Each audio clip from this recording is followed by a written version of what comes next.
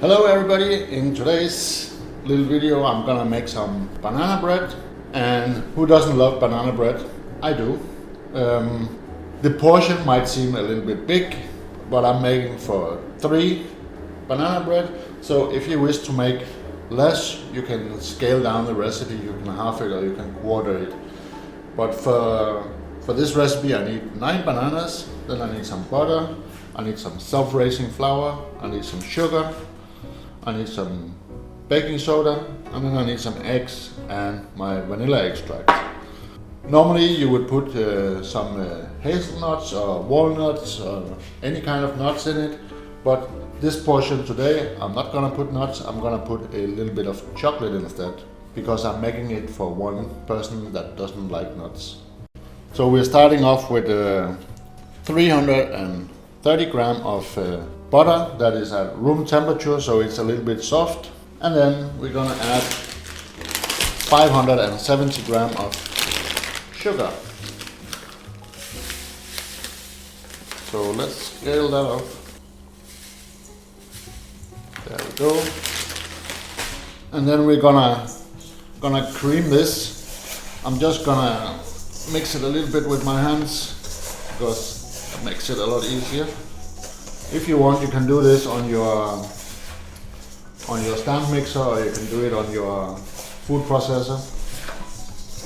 But it's really important that your butter is at the room temperature, even to the soft side. Mine is a little bit cold still, so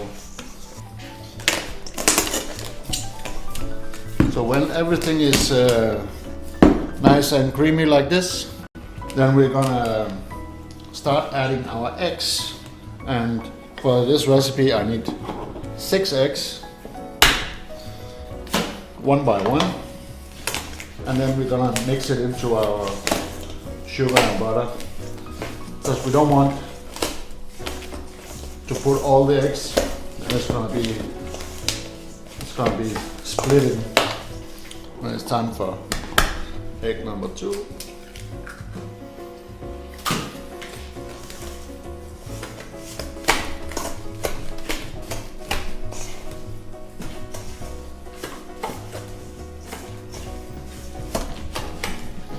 And let's pop in egg number 3.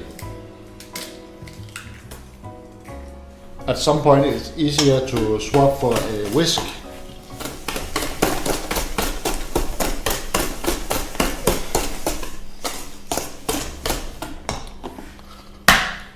Egg number 4.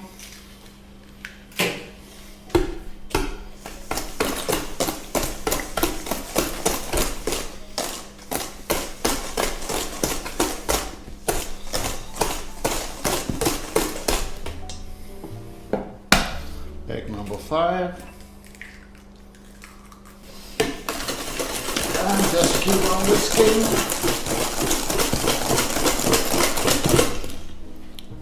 And then the final and 6th egg.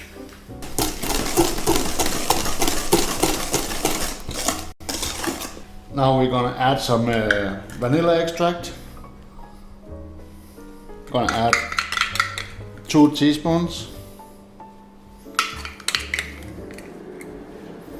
And then we're gonna add our baking soda.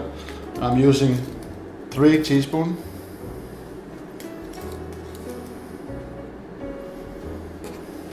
And then I'm just gonna whisk that in as well.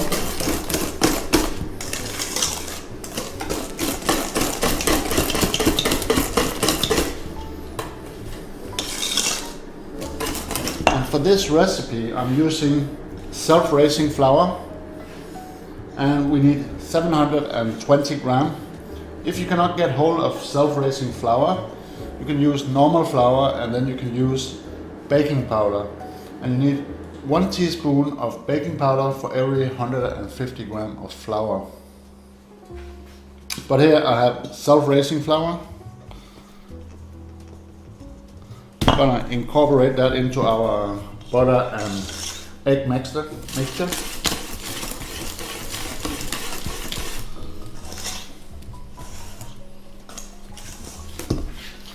and try and not get it all over your kitchen.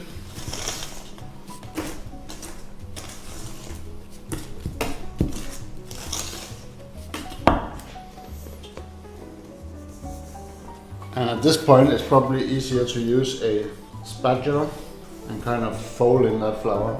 And you may think that this is a little bit stiff, but remember one thing, we haven't added the star of the show, we haven't added the bananas, and that will make all the difference. So now that you have your base for your banana bread, we're gonna put that aside a little bit. Then we're gonna start preparing our bananas. And I have 9 really ripe bananas here. And it doesn't matter if they're brown, but the more ripe, the better. Because they have a lot more flavor when they're brown. Kind of just break them up a little bit as I go. And if you have some bananas that are starting to go off, it's really a good way to make use of the bananas instead of throwing them away. And that was our final banana. I have a potato masher like this one, and that is perfect for mashing bananas. You can just use a fork if you don't have one of these. So you just really want to get in there and squash those bananas. You really want to get in there and get them mashed properly.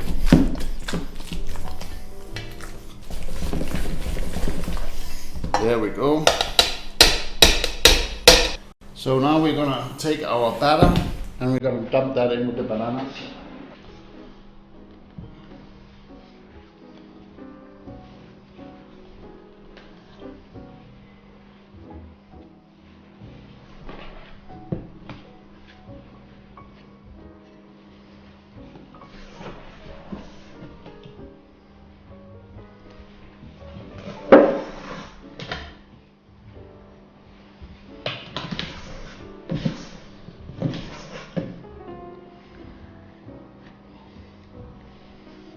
And then we're just gonna incorporate the batter and the banana mixture.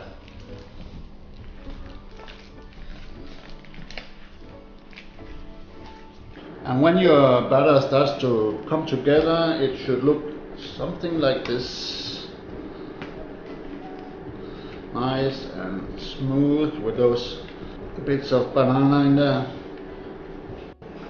And at this point, you can add your nuts, your walnuts, or your chocolate, or whatever you like. I'm gonna use a little bit of chocolate, and I'm gonna use 140 gram of dark chocolate, 140 gram of white chocolate. There we go. And finally, 1 pinch of salt. And as you can see, this portion is a huge portion. And now this dough is ready for our tins. So preheat your oven to 160 degrees Celsius, and then we're gonna prepare our tins. So I'm just gonna take a knob of butter and a little bit of paper, and then I'm gonna grease the tins to make sure that the banana bread don't stick. There we go. Now your tins are ready for the batter. So I kind of just line them up like that and pour the batter into the tins.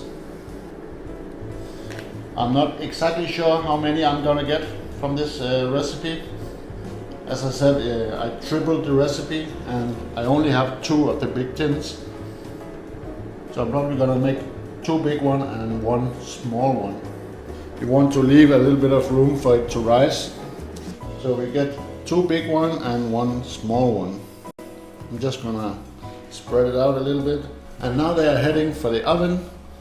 And as I said, preheat your oven to 160 degrees, and they're gonna bake around 50 minutes to an hour, depending on your oven. If you feel like they're getting too dark, then after 25 minutes, put a little bit of tin foil on top to prevent it from browning any further. So go ahead and pop these bad boys in the oven.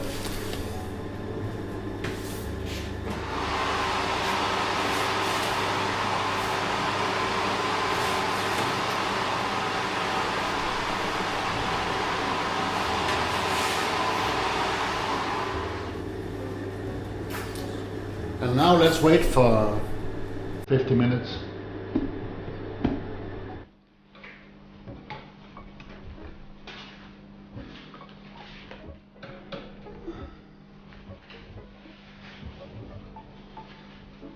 So here's our banana bread, straight out of the oven. Don't they just look amazing? So to check if they're finished, take either a fork or a sharp knife or a toothpick and insert it and pull it out. And if it comes out clean, then your banana bread is ready. Now we just need to leave them to cool off a little bit before we can take them out of the tin and before we can slice it up. So now the banana bread has rested a little bit and we can take them out of the tin, and if you grease them properly they should come out clean. If not, you can run a knife down the side of the tin to release it, but they should come out pretty easy. There we go. And now we just want to let them cool down a little bit more before we start to slice it and to dig in.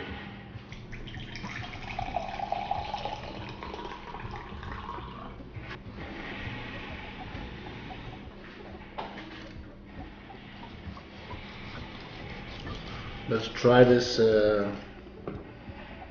banana bread. And they actually taste better if they're a little bit warm. Just want to let them cool down so you can slice it.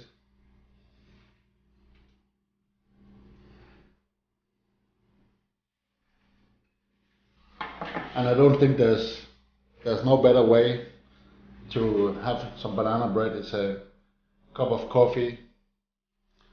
So what else do you want?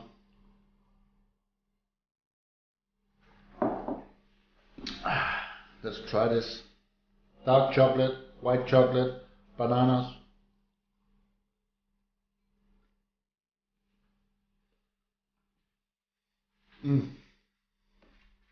That is amazing.